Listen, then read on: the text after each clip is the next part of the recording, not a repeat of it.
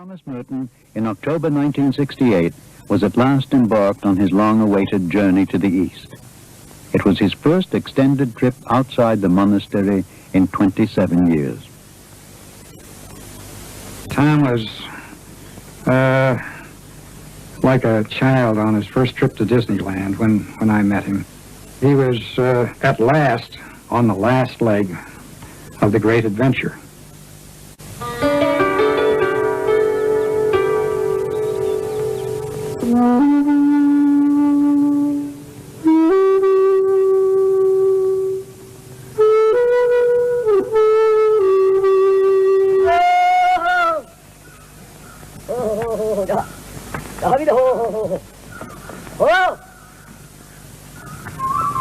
Many people had traveled miles and miles to seek his counsel, and now Thomas Merton was on such a voyage himself, to see a great religious leader he had longed to meet.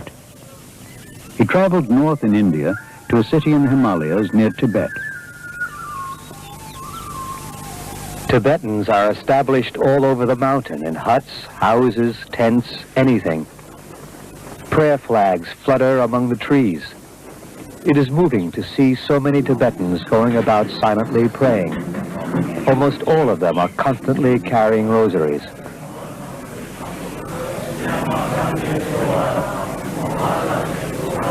The way in which I have been suddenly brought here constantly surprises me. The few days so far in Dharamsala have been extremely fruitful in every way. Trying to get a better perspective on the earlier part of this year, there is a lot I cannot quite understand. So far, my talks with the Buddhists have been open and frank, and there has been full communication on a really deep level.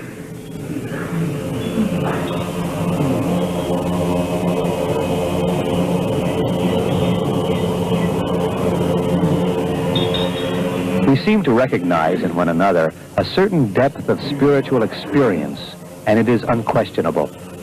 On this level, I find in the Buddhists a deeper attainment and certitude than in Catholic contemplatives.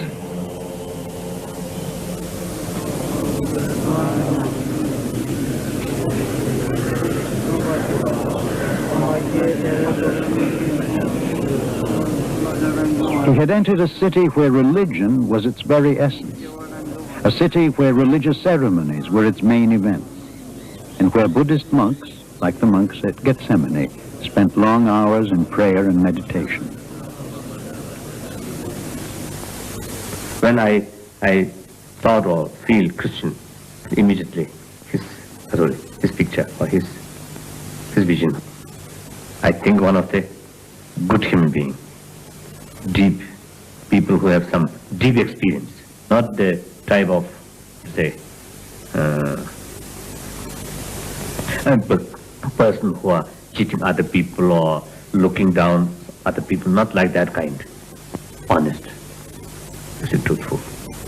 He, as a Christian monk, you see, one of the Christian monks who know quite deep about Buddhism.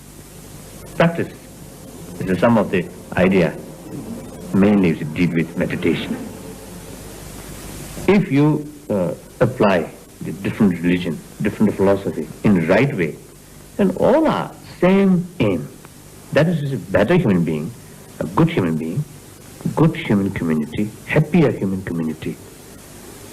So that, you see, largely depend on individual person. So you see such person now, the late Thomas Merton, like this person. Oh, he is a Christian. Meantime, he's very open-minded to take various, how to say, different teachings' idea and look the basic aim. It was a very warm and cordial discussion. And at the end, I felt we had become very good friends and were somehow very close to each other. And I believe, too, that there is a real spiritual bond between us. I think if he remains still and today,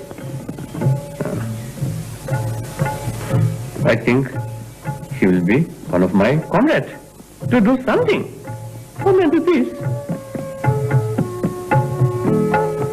In an another week, Merton was in Sri Lanka and heading by train to Kandy and then to the great Buddhist temple at Parinirvana. His spirits were high, his eyes clear. Thousands of miles from home, he was on the verge of the most moving religious experience of his life.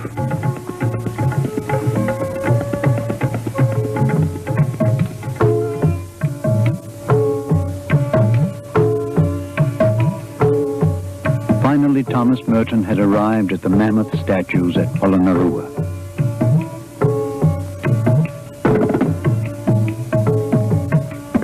I am able to approach the Buddha barefoot and undisturbed. Then, the silence of the extraordinary faces, the great smiles, huge yet subtle, filled with every possibility, questioning nothing, knowing everything, rejecting nothing. Looking at these figures, I was suddenly, almost forcibly, jerked clean out of the habitual half-tide vision of things. And an inner clearness, clarity, as if exploding from the rocks themselves, became evident and obvious. Surely, with Parinirvana, my Asian pilgrimage has come clear and purified itself. I mean, I know and have seen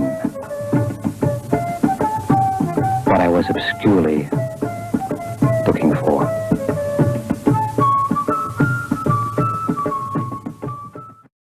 His interest in the East would finally draw him there. The opportunity came in the fall of 1968, when he was invited to Bangkok to give an address to a conference of all Asian monastic leaders. This was an experience which Merton was eager for. Personal discussions with Buddhist and Hindu scholars, the chance to further his own vocation as a monk. It was to be only his second major trip outside the walls of Gethsemane in 27 years.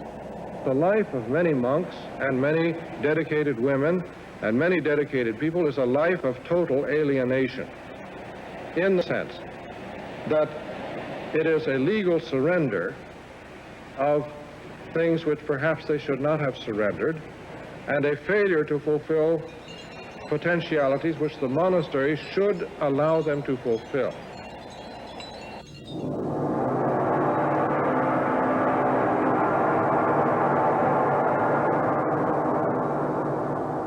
His first stop was Bangkok. He would return for the Bangkok conference after several weeks in India and Ceylon.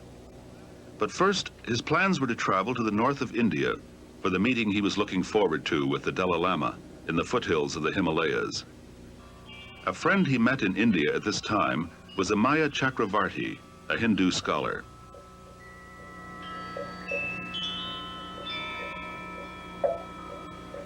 Doctor, you were with Thomas Merton in India.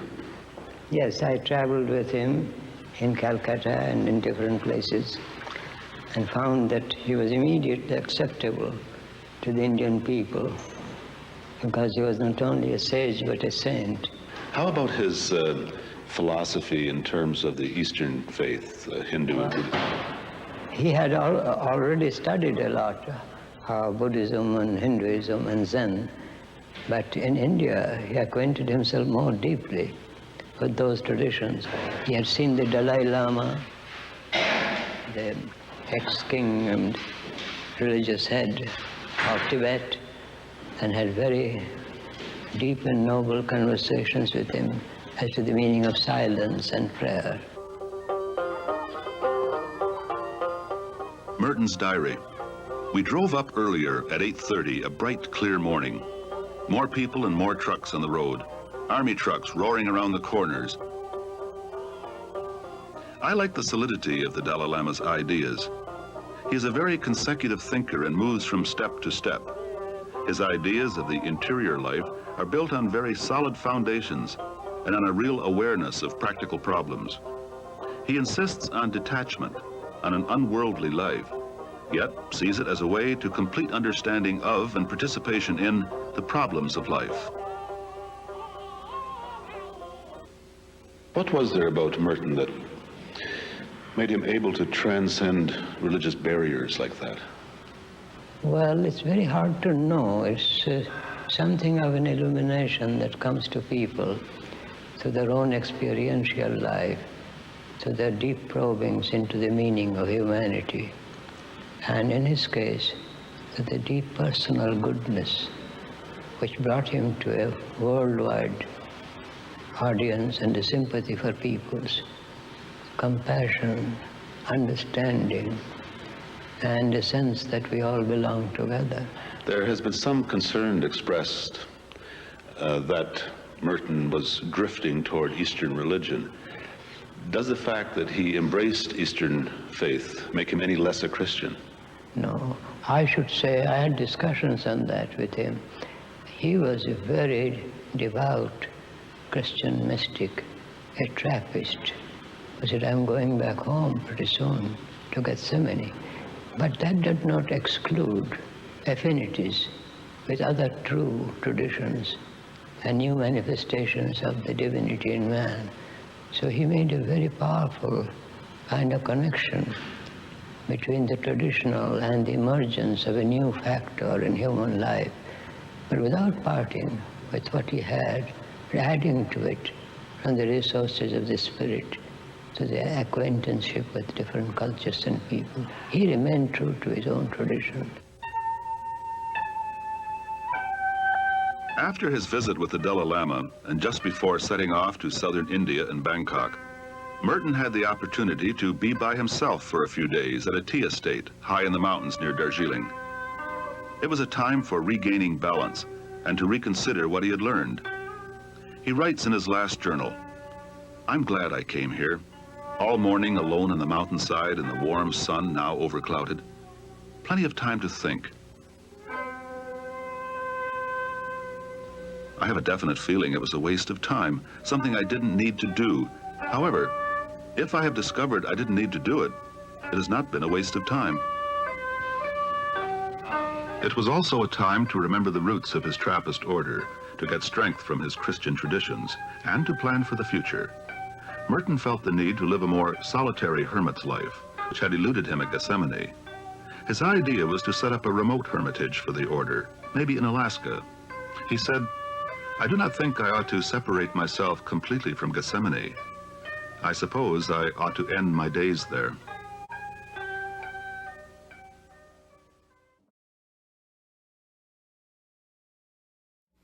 Huston, could you describe for us your meeting with Thomas Merton? Happily, gladly. There was to be an interfaith conference in Calcutta, and I received a mailing and an invitation, and I said, I'm sorry, it's a long way, and I'm going to pass on this one. But I was on their list, so I got a second, and I noticed on this second sheet, it had a list of people who had accepted, and one of the names was Thomas Merton. Well, he had worked his way up to be the man who I had not yet met that I most wanted to meet. So I immediately sent a telegram saying, I'm coming. Well, it was, the conference was to begin with a social hour at 5 o'clock on the lawn behind the hotel. And I was punctual, and at 5 o'clock I went down, and there he was, sitting alone at a table sipping a soft drink. And I went over and introduced myself, and I said, I thought, this man's going to be in the most demand of anybody here. I better use him while I have him alone. So I said, Father Merton, may I ask you a question? Certainly. I said, I could never be a monk. The man-woman thing is too strong in me. But I do have a contemplative strain in me. Could you tell me what is it like to be a monk? And he said, well, it's very nice. And I said, very nice? What about those 3 vows? And he said, oh, those. Poverty is a snap. Chastity is a little more difficult, but it's manageable. But obedience is a booger. And we know he had trouble with his superior on that. Well, so that was that exchange, and then at the end of the week, the closing session, he was the speaker. And this one was televised, so they required that he be present in his clerical garb. And so he began by saying, well, I feel like I'm speaking to you in costume. I never wear this. I usually have dungarees and a work shirt on, but this is what was required. And then he went on, spoke for 12 minutes, in just exquisitely. And he said, I am here to represent the people who don't count. First, the poor. The second, the poets. And the third, I'm a little shaky on this. I think he said the clerics on that. But then he went on, and the peroration at the end was so beautiful. As long as there are people, and I can't match his eloquence here, but people who will do their best and swim against the tide selflessly and with dedication. As long as there are such people, there is hope for the world. So then that concluded the conference. We had agreed to sit on the side by side on the plane from Calcutta to Delhi. And so the responsibility was all off, and we were sort of giddy, and I had heard that there was a wonderful, traditionally best meditation journey on foot from Kathmandu to Pokhara. By plane, it took 5 minutes. On foot, it took 17 days because it was mostly up and down, up and down.